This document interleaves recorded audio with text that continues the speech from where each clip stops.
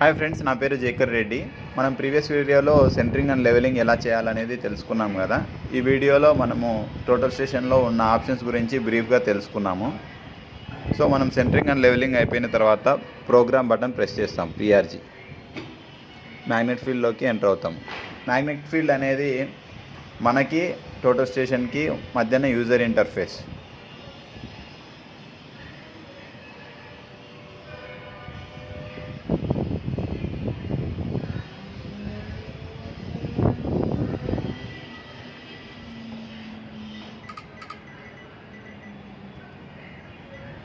So magnet field open అయిన తర్వాత మనకి ఇలా ఒక మెనూ డిస్ప్లే అవుతుంది. Job, configure, exchange, edit, calculate, map, setup, survey, stake. So జాబ్లో వచ్చేసి మనకి న్యూ జాబ్, మనం ఏదన్నా ఇప్పుడు న్యూ జాబ్ చేయాలంటే అంటే కొత్తగా మనము ఏదన్నా ప్రాజెక్ట్ స్టార్ట్ చేయాలి అంటే న్యూ జాబ్ తీసుకుంటాము. ఆల్రెడీ ఇంతకుముందు మనము వర్క్ చేసి ఉంటే ఓపెన్ జాబ్ తీసుకుంటాము. తర్వాత ప్రీవియస్ వర్క్ మనం డిలీట్ చేయాలంటే డిలీట్ జాబ్ చేస్తాము.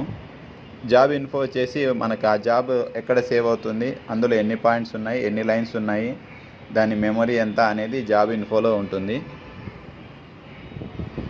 దాని తర్వాత వచ్చేసి మనకి సేవ్ జాబ్ యాజ్. మనము ఇప్పుడు చేస్తున్న జాబు దానికి వేరే నేమ్ ఇవ్వాలంటే సేవ్ జాబ్ యాజ్ అనేది యూజ్ చేస్తాము. దాని తర్వాత మనకి కాన్ఫిగర్లో వచ్చేసి మళ్ళీ మనకి ఇలా ఒక మెనూ డిస్ప్లే అవుతుంది. అందులో సర్వే వచ్చేసి మనం మెజర్మెంట్ మెథడ్ అంటే డైరెక్ట్, ఇప్పుడు ఇన్స్ట్రుమెంట్ ఉన్న ఫేస్ డైరెక్ట్, రివర్స్ అంటే టెలిస్కోప్ని 180 డిగ్రీస్ రొటేట్ చేసి మనం ఈ డైరెక్షన్లో తీసుకుంటాం. దీన్నే రివర్స్ అంటాం. మనకి ఇక్కడ డైరెక్ట్ ఆర్ రివర్స్ అనేది 2 ఆప్షన్లు ఉన్నాయి. దాని తర్వాత వచ్చేసి మనకి డిఫైన్ ట్రిగ్గర్. సో ఇది ట్రిగ్గర్ బటన్ మనకి ఏ ఫంక్షన్ లాగా వాడుకోవాలనేది మనం డిఫైన్ చేసుకోవచ్చు. మెజర్ అండ్ స్టోరా, మెజర్ అనేది మనం దానికి ఇచ్చుకోవచ్చు. అలా తర్వాత మెజర్మెంట్ టైపు, తర్వాత గైడ్ అనేది లేజర్ పాయింట్ ఆనా లేదంటే గైడ్ లైట్ ఆన్ చేయాలా అనేది ఉంటుంది. ఈడిఎం మోడ్, ఫైనా, ర్యాపిడా, ట్రాకింగ్ అనేది ఉంటుంది. అలా మనం ఇన్స్ట్రుమెంట్ని కాన్ఫిగర్ చేసుకోవడానికి అంతే. టాలరెన్స్ లిమిట్, ఇప్పుడు మనం 5 సెంటీమీటర్స్ టాలరెన్స్ లిమిట్ ఇచ్చాము. అలా 5 mm ఇచ్చుకోవచ్చు, లేదంటే 1 మీటర్ ఇచ్చుకోవచ్చు. మన mode of work and necessity of work పట్టుకొని మనం టాలరెన్స్ లిమిట్ మనం మాడిఫై చేస్తాము. తర్వాత stake length, top stake spacing ఇవన్నీ మనము వాడము. ఇవన్నీ ఎప్పుడు అవసరమవుతాయి అంటే మనకి లెవెల్స్ తీసుకునే టైంలో ఇవి అవసరమవుతాయి. సో మనకి ఇది ఏం అవసరం లేదు. సో క్విక్కా, ర్యాపిడా అనేది మనము డిఫైన్ చేస్తాము దీనికి.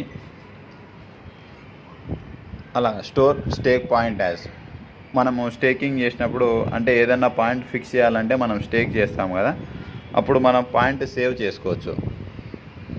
ఆ పాయింట్ వచ్చేసి మనము డెసిగ్నేషన్ పాయింట్, సఫిక్స్, ప్రీఫిక్స్ అంటే ఆ పాయింట్ నేమ్ ఎలా ఇవ్వాలి అనేది స్టేక్డ్ పాయింట్ యాజ్ అనేది వస్తుంది. అలా రకరకాలుగా సెటప్ చేసుకోవడానికి మనకి సర్వేలో ఉంటుంది. సర్వే చేసేటప్పుడు జరిగే సెటప్ చేసుకోవడానికి సర్వేలో ఉంటుంది. తర్వాత కోఆర్డినేట్ సిస్టమ్స్ అయిపోయిన తర్వాత గ్లోబల్ అంటే ఇన్స్ట్రుమెంట్లో ఉండే అన్నీ చేంజ్ అయిపోతాయి. ఇప్పుడు యూస్ బోల్డ్ ఫాంట్ అంటే మొత్తం ఫాంట్ అంతా బోల్డ్ అయిపోయింది చూసారా. తర్వాత enable job history, port data logging అట్లా. తర్వాత న్యూ జాబ్లో ఏముంటుంది, మనకి ప్రీవియస్ జాబ్లో ఉండే పాయింట్స్ని ఇంపోర్ట్ చేయాలా, మిమ్మల్ని అడిగి ఇంపోర్ట్ చేయాలా అనేది always import, never import, prompt to import, అది మనం ఆప్షన్ సెలెక్ట్ చేసుకోవచ్చు. తర్వాత import global code library. Codes అంటే ఏమంటే మనము ఒక పాయింట్ దగ్గర ఒక నేమ్ ఇస్తాము, అంటే అక్కడ పోల్ ఉందా, లేదంటే ఏదైనా పర్మనెంట్ స్ట్రక్చర్ ఉందా, వెల్ ఉందా, అలాంటివన్నీ కోడ్స్ కింద ట్రీట్ చేస్తాం. కీబోర్డ్ బటన్ సౌండ్ రావాలా, క్వర్టీ కీబోర్డ్ డిస్ప్లే చేయాలా అనేది కీబోర్డ్. దాని తర్వాత బ్యాకప్ అంటే మనం ఏదైనా వర్క్ చేసేటప్పుడు ఎంత ఫ్రీక్వెన్సీలో బ్యాకప్ చేయాలి అనేది బ్యాకప్ కాన్ఫిగరేషన్. ఇన్స్ట్రుమెంట్ ఏ యూనిట్స్లో మెజర్మెంట్ చేయాలి, డిస్టెన్స్ మీటర్సా, ఫీట్సా, లేదంటే మనకి చైన్సా అట్లా. తర్వాత డిస్టెన్స్ ప్రెసిషన్, ఇక్కడ 0.123 అంటే 3 డిజిట్స్ ప్రెసిషన్, అట్లా 0.1234 అంటే 4 డిజిట్స్ ప్రెసిషన్. అలానే ఏరియా యూనిట్స్, స్క్వేర్ మీటర్సా, స్క్వేర్ ఫీటా అనేది మనం ఇచ్చుకోవచ్చు. వాల్యూమ్ యూనిట్స్ క్యూబిక్ మీటర్సా లేదంటే క్యూబిక్ ఫీటా అనేది మనము సెటప్ చేసుకోవడానికి. అలాగనే యూనిట్స్లో యాంగిల్, కోఆర్డినేట్స్, అదర్ అంటే మనకి టెంపరేచర్, ప్రెషర్ వస్తుంది. దాని తర్వాత ఇన్స్ట్రుమెంట్ కాన్ఫిగరేషన్ అంటే ఇన్స్ట్రుమెంట్ ఎంత టెంపరేచర్లో ఉంది, ఏ ప్రెషర్లో ఉంది అనేదానికి మనము అట్మాస్ఫిరిక్ ప్రెషర్ అనేది ఇస్తాం. దాని తర్వాత క్లాస్ అంటే మన ప్రెసిషన్ ఆఫ్ ద వర్క్ అనేది మనం ఈ వర్క్ ఇంత ప్రిసైజ్గా చేయాలనేది అన్నీ మనము ముందే అనుకుంటాము. ఒక్కొక్క క్లాస్కి ఒక్కొక్క స్టాండర్డ్స్ ఉంటాయి, ప్రీఫిక్స్డ్ స్టాండర్డ్స్ ఉంటాయి. సో దాన్ని మనము క్లాసెస్ అంటాము. దాని తర్వాత డిస్ప్లే అంటే కోఆర్డినేట్ టైప్ ఏంటి, గ్రౌండ్. మనం ఓన్లీ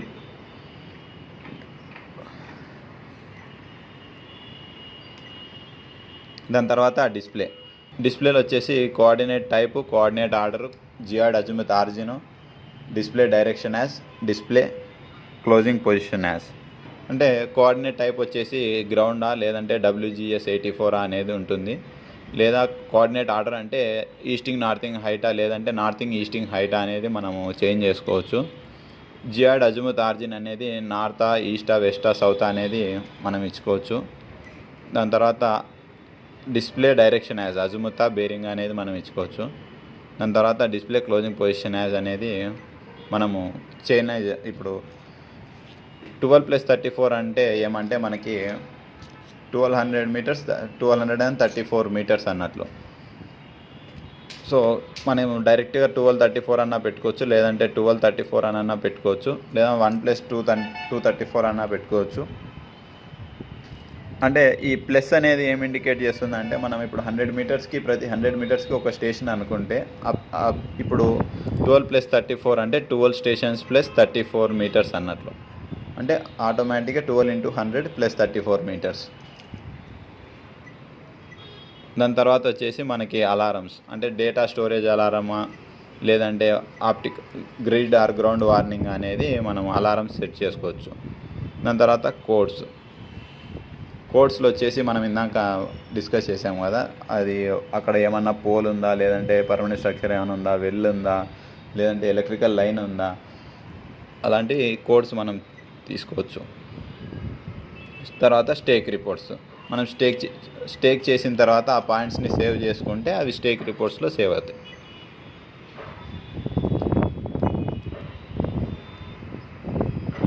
దాని తర్వాత వచ్చేసి ఎక్స్చేంజ్లో ఏముంటుంది, మనకి మన డేటాని ఎక్స్పోర్ట్ చేసుకోవడానికి కానీ ఇంపోర్ట్ చేసుకోవడానికి కానీ వీలుగా ఉంటుంది. ఇందులో 2 జాబ్ అంటే మనం ఇప్పుడు చేసే జాబ్ని ఇంకొక జాబ్లోకి ఎక్స్పోర్ట్ చేయడానికి, ఫ్రమ్ జాబ్ అంటే వేరే ఒక జాబ్లో నుంచి ఇప్పుడు మనం ప్రజెంట్ ఉన్న జాబ్లోకి ఇంపోర్ట్ చేసుకోవడానికి ఫ్రమ్ జాబ్. 2 ఫైల్ అంటే ఇప్పుడు ప్రజెంట్ మనం చేస్తున్న జాబు మనము 2 ఫైల్ ఏదన్నా డ్రాయింగ్ ఫైల్లో కానీ DXF ఫైల్లో కానీ సేవ్ చేసుకోవడానికి 2 ఫైల్.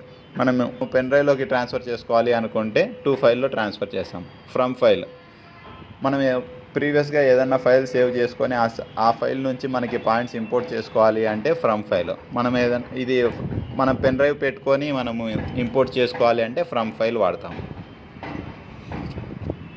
దాని తర్వాత ఎడిట్లో వచ్చేసి మనము ఉన్న డేటాని మాడిఫై చేసుకోవడానికి వీలుగా ఉంటుంది. అంటే మనము ఆల్రెడీ ఎగ్జిస్టింగ్ డేటాని మనం మాడిఫై చేసుకోవచ్చు, లేదంటే న్యూ పాయింట్స్ కూడా యాడ్ చేయొచ్చు. మనకు ఆల్రెడీ కోఆర్డినేట్స్ తెలిసి ఆ పాయింట్స్ యొక్క కోఆర్డినేట్స్ తెలిసి మనం న్యూ పాయింట్స్ కూడా యాడ్ చేసుకోవడానికి ఉంటుంది. దీని గురించి బ్రీఫ్గా మనము కమింగ్ వీడియోస్లో తెలుసుకుందాము. దాని తర్వాత క్యాల్కులేట్. మన దగ్గర ఉన్న డేటాని మనము పాయింట్ టు పాయింట్ డిస్టెన్స్ కావాలా లేదంటే యాంగిల్ కావాలా, 3 పాయింట్స్ మధ్యలో యాంగిల్ కావాలా లేదంటే పాయింట్ టు లైన్ డిస్టెన్స్ కావాలా, పాయింట్ ఇన్ డైరెక్షన్ అనేది క్యాల్కులేట్ చేయాలా, ఆఫ్సెట్స్ క్యాల్కులేట్ చేయాలా, ఏరియా క్యాల్కులేట్ చేయాలా అంటే ఎలా అనేది మనం ఫర్దర్ వీడియోస్లో తెలుసుకుందాము. దాని తర్వాత మ్యాప్ అంటే మనం తీసుకున్న పాయింట్స్ అన్నీ మనకు ఆన్ స్క్రీన్ మీద డిస్ప్లే కావడానికి మ్యాప్. దాని తర్వాత వచ్చేసి సెటప్ అంటే ఇన్స్ట్రుమెంట్కి ఒక ఫిక్స్డ్ పొజిషన్ ఇవ్వడానికి మనం సెటప్ అనేది వాడతాం. అంటే మనము ఇన్స్ట్రుమెంట్ ఏ కోఆర్డినేట్లో ఉంది అనేది మనం ఇన్స్ట్రుమెంట్కి తెలియజెప్పడానికి ఇన్స్ట్రుమెంట్ సెటప్ అంటాం. దాని తర్వాత సర్వే అంటే మనము ఆన్ ఫీల్డ్ డేటా కలెక్షన్ చేసుకోవడానికి వాడతాం. దాని తర్వాత స్టేక్ అంటే ఆల్రెడీ ఉన్న డేటాని మనం గ్రౌండ్ మీద ఫిక్స్ చేయడానికి స్టేక్ అనేది వాడతాం. ఓకే ఫ్రెండ్స్, మనకి ఇవి టోటల్ స్టేషన్లో ఉన్న ఆప్షన్స్. వీటి గురించి ఎలాబొరేట్గా మనము స్టెప్ బై స్టెప్ అప్కమింగ్ వీడియోస్లో తెలుసుకుందాము. Thank you friends, please share and subscribe my channel.